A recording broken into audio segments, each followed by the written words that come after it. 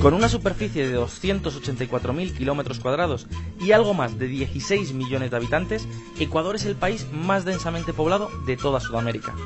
Enclavado entre Colombia, Perú y el Océano Pacífico, es uno de los pocos países del mundo que carecen de moneda propia, utilizando desde el año 2000 el dólar de los Estados Unidos. En los últimos años, bajo el gobierno de Rafael Correa, Ecuador se ha convertido en un modelo a seguir para muchos políticos, analistas e intelectuales. Sin embargo, hoy por hoy, las cosas no marchan tan bien.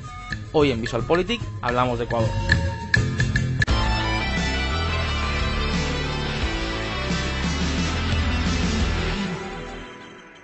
La economía ecuatoriana se encuentra atravesando un difícil momento. De acuerdo con las últimas previsiones del FMI, el Banco Mundial y otros organismos internacionales, el PIB de Ecuador se está desplomando.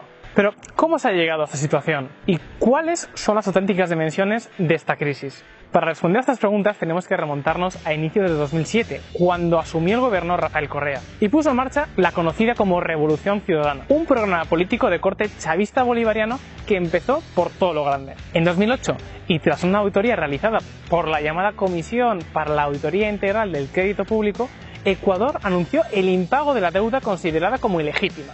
Hay compromisos nacionales urgentes y nosotros primero pondremos los compromisos nacionales a los compromisos internacionales. Personalmente, esta moda de las auditorías de la deuda me tiene fascinado. ¿Qué culpa tienen los pensionistas alemanes, por ejemplo, de que el dinero que prestaron fuera mal utilizado por quien lo pidió? Bueno, Rafael Correa aprovechó un momento de fortaleza económica del país, un momento en el que la deuda pública era relativamente pequeña, unos 10.000 millones de euros, es decir, menos del 1% de la deuda pública que tiene hoy España, para anunciar que suspendía los pagos de aproximadamente un tercio de la deuda exterior. Dejó dicho que ahorita no puede pagar, pero que mañana seguro. Seguro que tampoco. El resultado fue que ante el miedo a no cobrar, los inversores empezaron a deshacerse de los títulos afectados, vendiéndolos con fuertes descuentos en el mercado. ¿Y qué ocurrió? Pues que fue el propio gobierno quien los compró, pagando $35 por cada título que le obligaba a pagar $100 más intereses.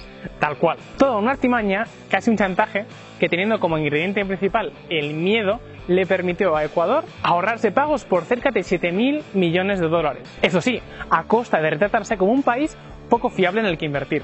Algo falso, una farsa, una filfa, un artificio. Pura fantasía. Por otra parte, el vertiginoso aumento de los precios del petróleo en la última década supuso que el gobierno de Correa tuviese acceso a una gigantesca cantidad de recursos económicos. ¿Y qué hizo con ellos? Pues disparar el gasto público. Durante los años del presidente Correa, el gasto público ha crecido a un ritmo 5 veces más rápido que la propia economía ecuatoriana. El resultado es que el tamaño del Estado se ha doblado a lo largo de la llamada Revolución Ciudadana y hoy representa ya casi la mitad de toda la economía nacional. Claro, semejante inyección de recursos hizo que la economía creciese y Ecuador experimentase lo que casi podemos considerar como una época dorada. La clase media aumentó, se pusieron en marcha todo tipo de programas sociales, la pobreza se redujo en más de 1,5 millones de personas y la inversión pública en infraestructuras alcanzó récords históricos. Además, la educación ha sido una de las niñas mimadas y hoy Ecuador destina en ella un 5,3% del PIB, con lo que, ojo, es el país latinoamericano que proporcionalmente más dinero gasta en este concepto. Tampoco nos podemos olvidar de las políticas proteccionistas, otra de las apuestas claras del gobierno ecuatoriano. Que sin adecuados mecanismos de control y gobernanza, esta globalización puede devastar países. En definitiva, Rafael Correa y su Revolución Ciudadana cobraron pronto mucha popularidad entre la izquierda, tanto dentro como fuera de Ecuador, e incluso periodistas españoles tan conocidos como Jordi Évole se dirigieron al presidente Correa en busca de respuestas y recetas contra la crisis. Casi nada. Pero ojo amigos, no todo ha sido tan bonito. A pesar de la narración de éxito, veamos cuáles han sido las principales claves de lo que casi podemos denominar como crónica de una crisis anunciada. Bajo crecimiento económico. Entre 2007 y 2015, el crecimiento medio anual fue del 3,9%, una tasa inferior a la de Perú, Paraguay, Bolivia, Uruguay y Colombia. Otros países como Argentina o Chile están casi a la par, así que podemos decir que Ecuador solo ha destacado respecto a la caótica economía de Brasil y a la desastrosa economía de Venezuela. Si además tenemos en cuenta la mala evolución actual, observamos que la economía ecuatoriana ha presentado una muy pobre evolución durante el periodo de Rafael Correa. Alto crecimiento de la deuda. A pesar de los beneficios que tuvo el gobierno de Ecuador con el impago de la deuda y los más de 80.000 millones de dólares obtenidos del petróleo durante este periodo, la deuda pública se ha disparado. De hecho, si sumamos todas las obligaciones, incluyendo los pagos en petróleo a China, que por cierto se ha convertido en el mayor acreedor del país, la deuda total del Estado se aproxima ya al 90% del Producto Interior Bruto. Cuando Correa llegó al poder, la deuda pública se situaba por debajo del 25%. Gran dependencia en el petróleo. Lejos de diversificarse, la economía ecuatoriana sigue siendo hoy muy dependiente del petróleo, de tal forma que cuando el precio del crudo se ha desplomado, también lo ha hecho la economía nacional. Al tiempo, claro, que el déficit público se ha escapado de todo control. La situación es tan delicada que para conseguir liquidez, el gobierno ecuatoriano ha llegado a entregarle a Goldman Sachs la mitad de las reservas de oro del país como garantía de un préstamo. Ecuador transfiere a Goldman Sachs más de la mitad de sus reservas de oro en busca de liquidez.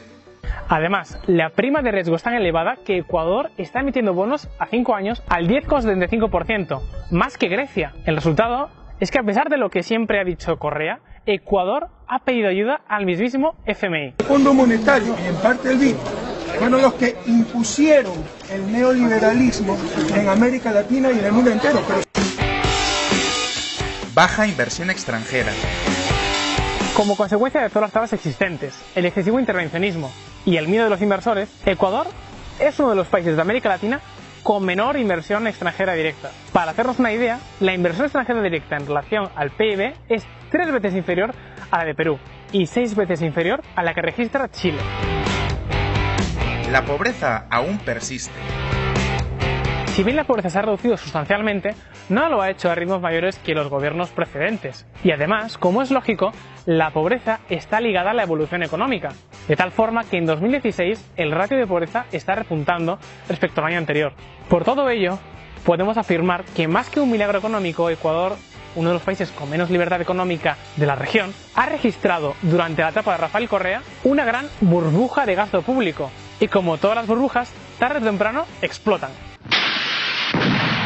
Por fortuna para todos los ecuatorianos, y a pesar de que ya hay sospechas de manipulación por parte del gobierno de los datos económicos, dudas por el retraso del Banco Central en publicar informe de cuentas nacionales. Es poco probable que la crisis alcance cotas tan dramáticas como en Venezuela, gracias a que la economía está dolarizada. Y para disgusto del presidente, el gobierno no puede recurrir a la impresión de dinero para financiarse. Por si fuese poco, Rafael Correa, confeso admirador de Hugo Chávez, ha transformado Ecuador en uno de los países de América Latina, junto a Cuba y Venezuela, más restrictivos con la libertad de expresión. La prensa es bastante mediocre y con fuertes intereses privados. En fin, que como podemos ver, este supuesto salvador del pueblo tan venerado por la izquierda tampoco resultó ser como nos contaron. Ahora te pregunto a ti, ¿cuál es tu opinión?